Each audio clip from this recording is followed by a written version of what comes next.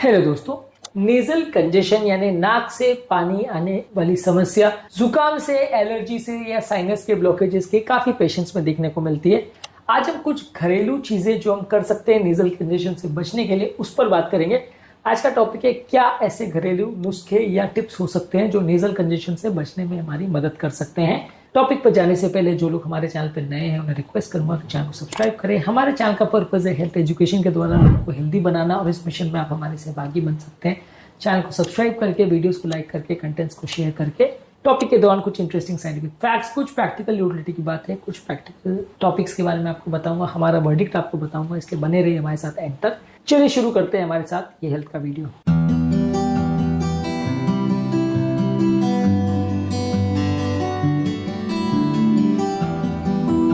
क्या आपके परिवार में नेजल कंजेशन की प्रॉब्लम से कोई व्यक्ति पीड़ित है? कमेंट सेक्शन में लिख के मैं बताएं। स्टीम इनहेलेशन यानी भाप लेना इस मामले में उपयोगी हो सकता है। 5 से 10 मिनट भाप दिन में 2 से 3 बार लीजिए। इसमें आप यूकेलिप्टस ऑयल या मेंथॉल के ड्रॉप्स को डाल सकते हैं, इससे कुछ एक्स्ट्रा फायदा मिलेगा। ये आपकी ओवरऑल जो है नेजल म्यूकोजा को क्लियर करने में या आपके म्यूकल कंजेशन को कम करने में मदद कर सकता है। इसके अलावा आपके नेजल पैसेज को आप मॉइस्चराइज करते हो अगर स्टीम से, तो इससे भी आपके जो म्यूकस जम गया है उसको रिलीज करने में मदद मिलेगा, आपका एयर फ्लो इंप्रूव होगा। तो अगर किसी को सांस का प्रॉब्लम भी हो रहा है तो उसमें भी उसको फायदा देखने को मिलेगा। इसके अलावा आप घर पर नेजल स्प्रे बना सकते हैं, इसका प्रयोग कर सकते हैं।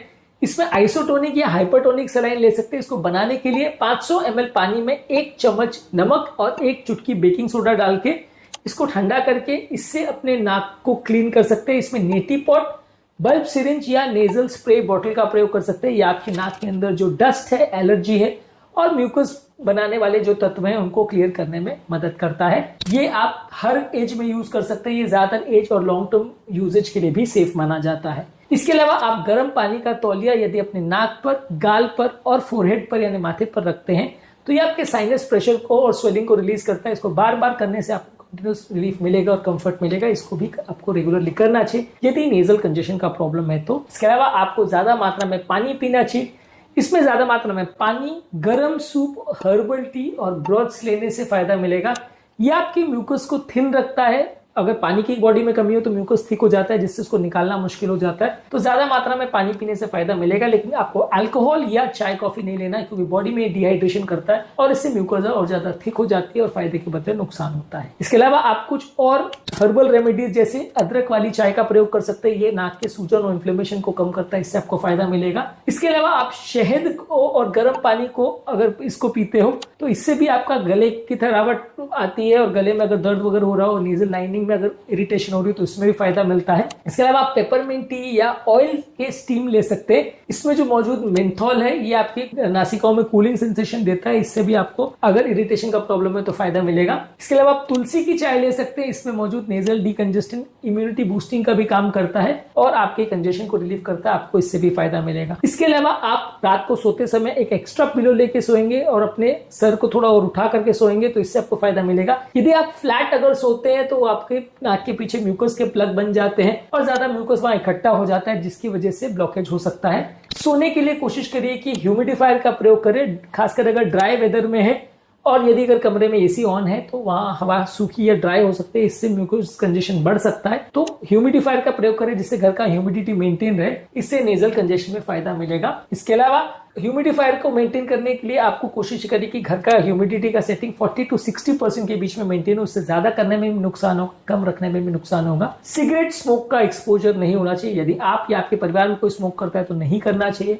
परफ्यूम्स का एक्सपोजर नहीं होना चाहिए इस दौरान। इसके अलावा क्लिनिक स्प्रे का प्रयोग नहीं होना चाहिए और घर पर पोल्यूशन बहुत ज्यादा आसपास नहीं होना चाहिए, इससे कंजेशन की प्रॉब्लम हो सकती है। इसके अलावा जेंटल ब्रीदिंग एक्सरसाइज और योगा प्राणायाम करने से साइनस का वेंटिलेशन इंप्रूव होता है, इससे भी फायदा मिल सकता है। कुछ तीखे खाने जिसमें मिर्च, अदरक, लहसुन और वसाबी का प्रयोग करते हैं, ये कुछ नेजल रिफ्लेक्सेस को इनिशिएट करता है जिससे म्यूकस क्लियरेंस इंप्रूव होती है। तो तीखा खाना खाने से कंजेशन को रिलीव करने में टाइम बीइंग टेम्पररी कुछ फायदा मिल सकता है, हालांकि लॉन्ग टर्म बहुत फायदा नहीं मिलता है। इसके अलावा आप गर्म पानी में नमक डाल के गरारे कर सकते हैं, गार्गल कर सकते हैं, इससे भी फायदा मिल सकता है। ओवर द काउंटर नेजल स्प्रेस का प्रयोग कर सकते हैं पर बहुत ज्यादा नहीं करिएगा, नहीं तो इससे आपकी प्रॉब्लम बढ़ जाएगी। चेहरे पर डायरेक्टली फैन का या एसी का एयर का एक्सपोजर नहीं होना चाहिए, इससे भी प्रॉब्लम बढ़ सकती है। दूध और दही का अगर किसी को सेंसिटिविटी है तो ऐसे टाइम पर प्रयोग नहीं करना चाहिए, इससे भी आपको प्रॉब्लम बढ़ सकती है। हल्दी वाला दूध और तुलसी और शैमोमाइल की अगर चाय लेते हैं तो इससे भी आपकी म्यूकोजा थोड़ी इंप्रूव होती है और इससे भी आपको फायदा मिल सकता है। इसके अलावा यदि आप ताजा कटा हुआ लहसुन और अदरक के वेपर्स 1-2 मिनट के लिए लेते हैं तो इसमें एलिसिन होता है जो कीटाणुनाशक होता है और नाक के सूजन को भी कम करता है, इससे भी लोगों को फायदा मिलता है। इसके अलावा 1 drop eucalyptus oil, 1 drop peppermint oil और 1 चम्मच कोकोनट ऑयल, ये आप छाती पर और नॉस्ट्रल्स के नीचे अगर रब करते हैं खासकर बच्चों में तो इससे भी फायदा मिलता है। ये नेचुरल वेपोरब का काम करता है। मार्केट में अवेलेबल वेपोरब्स का भी आप यूज कर सकते हैं पर ये नेचुरली आपकी कंजेशन को कम करता है। सर पर यदि आप गर्म पानी का तौलिया अगर 10 से 15 मिनट तक रखते हैं तो ये साइनस ड्रेनेज को इंप्रूव करता है, इससे भी फायदा मिलता है। नाक में कोई इसेंशियल ऑयल्स अपने नॉस्ट्रल्स में मत डालें इस टाइम पे क्योंकि आपको इरिटेट कर सकता है आपकी इनर म्यूकोजा को, इससे भी आपको प्रॉब्लम हो सकती है। यदि कंजेशन की प्रॉब्लम 10 दिन से ज्यादा चले या आपको फीवर भी अगर आ रहा है तो ये इन्फेक्शन को इंडिकेट कर सकता है और ऐसे में आपको डॉक्टर को दिखाना जरूरी है।